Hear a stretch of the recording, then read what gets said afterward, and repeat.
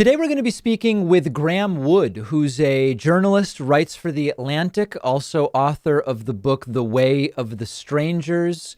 Really glad to have you on, Graeme. Looking forward to this. Thanks for having me, David. So let's talk a little bit about the concept of a failed state.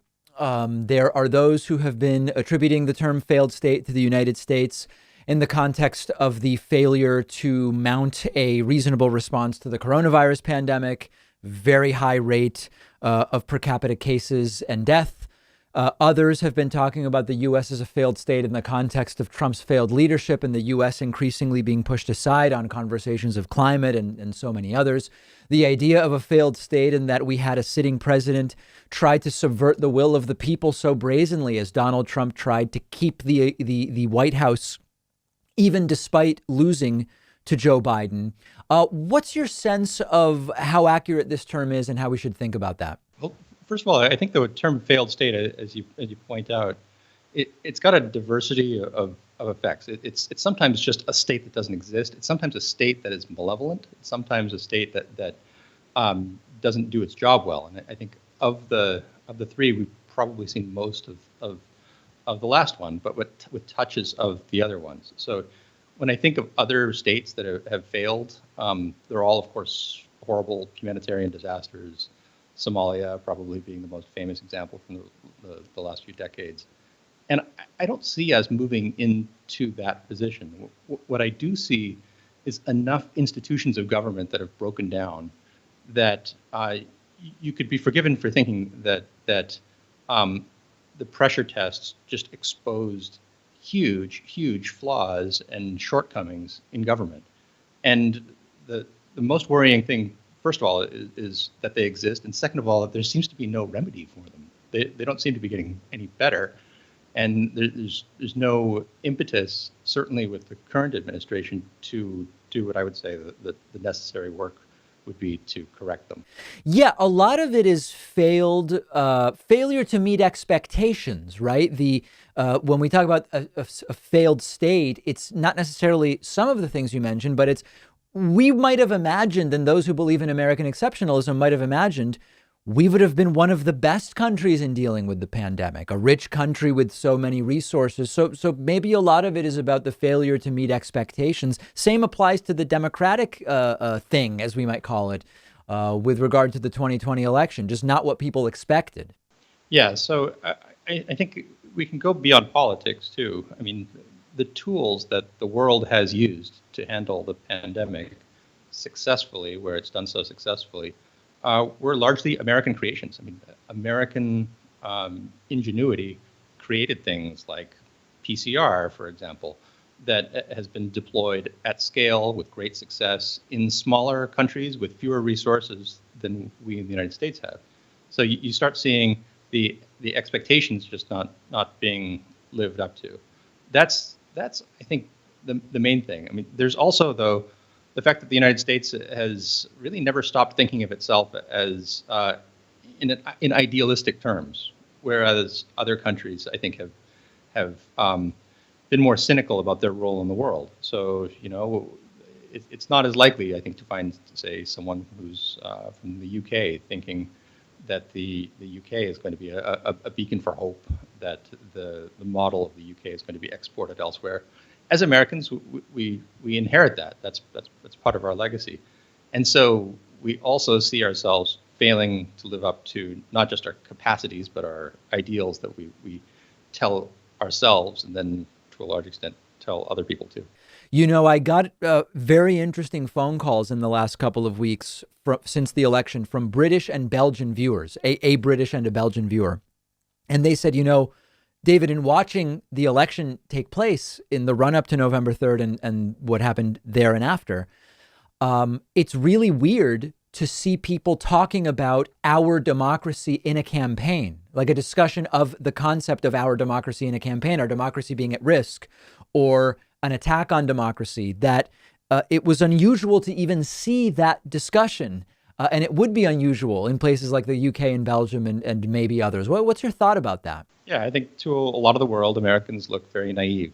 I mean, we think that these stories we tell ourselves are true. We don't assume that they're offered in a purely cynical way. And I think that's a good thing about the United States.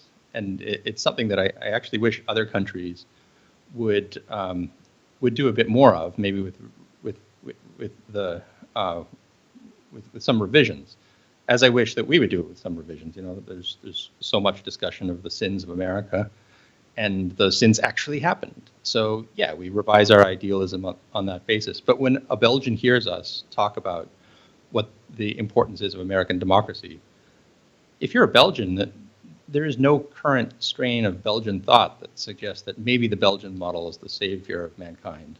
There's definitely a living version of American exceptionalism that believes exactly that. So somewhere in the middle is probably the right place, but it means that the failure of the United States politically in public health is all that much more heartbreaking, I think, to Americans. What is your sense of where and how unrest and maybe violence would develop? There is speculation, you know, both sides love to say the other side is really the violent one. I believe that when you look at political violence, the groups that study this have found that it really is disproportionately from the right against the left. But, you know, there's been speculation about yesterday's milestone, the certification, the voting of the electors could trigger violence, or January 6th or January 20th, these different dates. What is your sense about what we might expect and what might really lead to such violence? Yeah, I mean, my tendency, I'm sort of an empiricist. I'm a reporter. I go places and see things and work from there rather than generalizing trends and then making predictions from there. So I'm guessing that going forward, we're more likely to see things that are totally unforeseen come up rather than things like Republican stab in the back kind of narratives, for example, being the ones that define the unrest in the year to come. So what I'm most worried about is various unforeseen things that could blossom into much more. So you take, for example, something like George Floyd. There's plenty of examples of police brutality, of racism. That particular one, I don't think any of us could have predicted that it would spark what it did. And incidents like that will happen more and more. It's never been easier to take one incident that may very well be illustrative or emblematic or a good example of a larger trend, and then turn them into something that you could never have predicted what they would become. So whenever there is any kind of armed protest, whenever there is a face-off between militias, say, in an American city, which seems to happen as a matter of course whenever there's any kind of public demonstration, you have the possibility where there will be a gun battle in an American city. That could mean dozens of people killed. I hope that doesn't happen. But where does that start? It starts with one gunshot, and I'm worried that there might be something that begins in that totally unpredictable and even almost random way, and the effects of that could be rippling and enormous.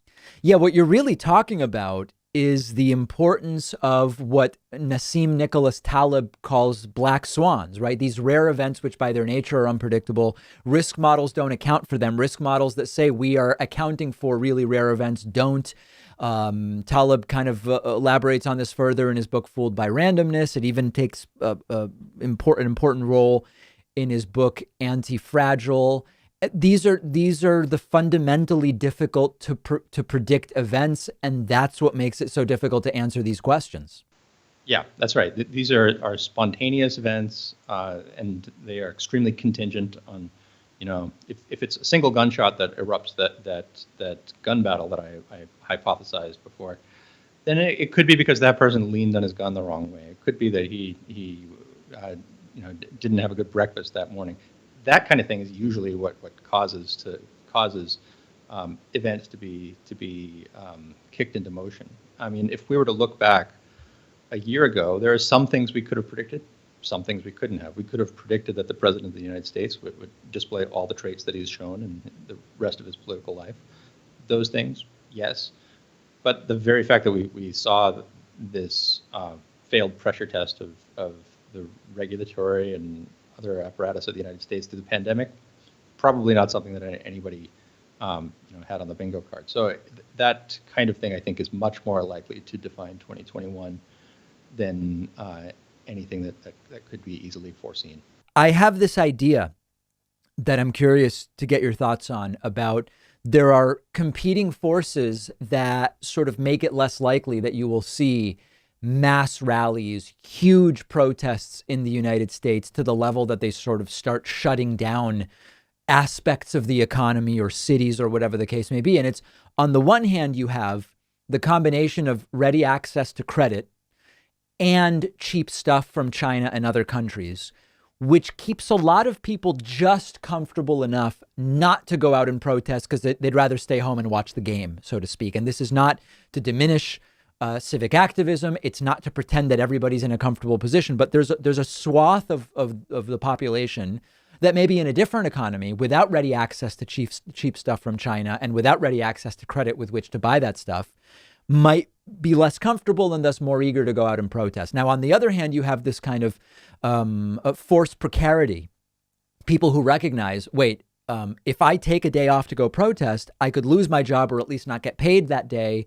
And then my health insurance is in question. And then I don't know if I have food for my kids. And so that disincentivizes going out to protest. What do you think of that as a systemic analysis? That maybe so. I mean, the Russian Revolution famously might not have happened if the weather hadn't permitted certain crossing of the rivers by large groups of people. So it's not impossible that there would be things like that would be equally determinative of whether people are willing to go out and be political en masse. There's also, though, again, the relationship, for example, between the protests that happened this summer and the pandemic, I think is still is misunderstood, underexplored.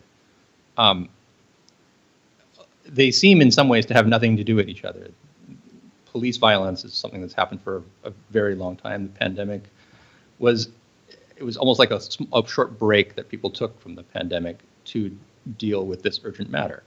Now, I think there's probably more to it than that. The effects on mass psychology, individual psychology, of being pent up, of being prevented from seeing the faces of other human beings, is immense.